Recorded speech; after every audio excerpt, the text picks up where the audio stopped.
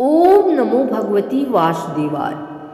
हे प्रभु नारायण, हे द्वादशी के अधिष्ठाता, आज यह बाड़ी मेरी नहीं, आपकी कृपा की धारा बने। हे भक्तों, आज हम कोई साधारण कथा नहीं सुनने जा रहे। आज हम उस द्वादशी की कथा सुनेंगे जो ग्रंथों में नहीं, आंसुओं में लिखी गई थी।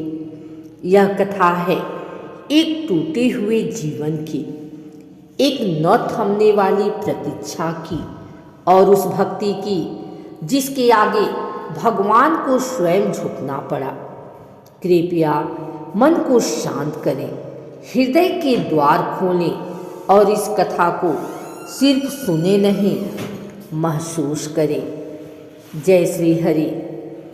बहुत प्राचीन समय की बात है, इतनी पुरानी कि तब घरों में ताले नहीं होते थे और दिलों में कपट कम। एक छोटा सा गांव था, नीरवपुर। नाम के अनुसार ही शांत, धीमा और थोड़ा उदास। नीरवपुर किसी राजा की राजधानी नहीं था, न वहाँ बड़े मंदिर थे, न सोने के कलश। लेकिन वहाँ एक बात विशेष थी, वहाँ ईश्वर को पाने की भूख थी। उसी गांव में रहती थी एक स्त्री, सावित्री। दिखने में बिल्कुल साधारण, सांवला चेहरा, पतली काया, आँखों में अस्थाई थकान। लेकिन उन आँखों में एक ऐसी गहराई थी जैसे वर्षों का दुख शांत होकर बैठ गया हो। सावित्री विधवा थी। पति का देहांत केवल मृत्यु नहीं था, वह उसका पूरा संसार था जो एक दिन उससे छिन गया। उस दिन भी द्वादशी थी। आकाश साफ था, पक्षी चहचहा रहे थे, लेकिन सावित्री के लिए वह दिन कभी उजला नहीं रहा। उसका पति तेज बुखार में तप रहा था। सावित्री ने पूरी रात भगवान विष्णु से प्रार्थना की, हे प्रभु, यदि इसे बुलाना ही है तो मुझे भी साथ ले जाइए। लेकिन प्रभु की लीला कुछ और थी। सूर्य उगा और उसके साथ सावित्री की मांग का सिंदूर हमेशा के लिए मिट गया। पति की चिंता शांत हुई, गांव लौट आया। सबने कहा, अब जीवन खत्म समझो। लेकिन उसी रात सावित्री ने एक संकल्प लिया।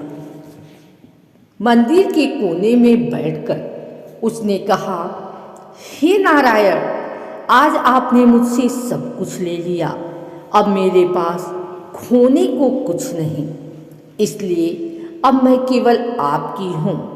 उस दिन से द्वादशी सावित्री का जीवन बन गई। सावित्री हर एकादशी करती, पर द्वादशी पर वह टूट जाती। वह दिन उसके लिए वियोग और विश्वास का संगम था। वह न सिर्फ उपवास करती, बल्कि पूरे दिन मौन रहती, केवल एक वाक्य बोलती, ओम नमो नारायणाय। एक वर्ष भयानक अकाल पड़ा, खेत सूख गए, कुएं खाली, लोग पलायन करने लगे। सावित्री के घर में 3 दिन से चूल्हा नहीं जला था। पड़ोसन ने पूछा, आज द्वादशी है, कुछ तो खा लो। सावित्री मुस्कुरा दी, आज नहीं खाऊंगी, शायद कोई और खा ले। द्वादशी की रात थी। मंदिर सुनसान, दीपक बुझा, घंटी खामोश। सावित्री आई। उसके पास न फूल थे न प्रसाद। उसने अपनी साड़ी की पल्लू से मूर्ति साफ की और बोली, हे प्रभु, आज मैं खाली हाथ आई हूँ, पर मेरा हृदय पूरा आपका है। उसकी आँखों से आंसू टपकने लगे। तभी दीपक स्वयं जल उठा, हवा थम गई। मंदिर में एक दिव्य सुगंध फैल गई।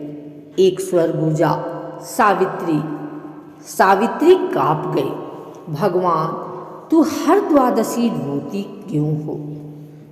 सावित्री, क्योंकि उस दिन मैं सब खो बैठी थी और आज मैं सब पा चुकी हूँ। भगवान की आंखें भर आई।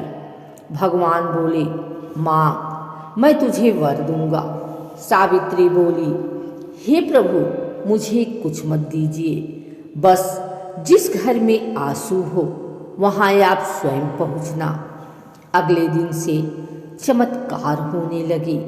भूखे को अन्न, टूटे को सहारा। लोग कहने लगे, यह स्त्री नहीं, यह द्वादशी है। भगवान विष्णु ने कहा, जो इस तिथि पर बिना स्वार्थ मुझे याद करेगा, मैं स्वयं उसके जीवन में उतर आऊँगा।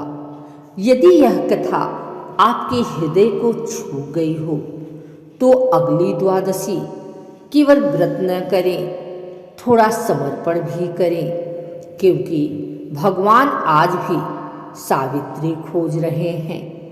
जय श्री हरि। अगर आपको यह वीडियो अच्छी लगी हो तो इसे लाइक करें, कमेंट करें, शेयर करें। हमारे चैनल को सब्सक्राइब करके बेल नोटिफिकेशन ऑल पर सेट कर लें, ताकि आगे आने वाली वीडियो सबसे पहले आप तक पहुंच सके। धन्यवाद।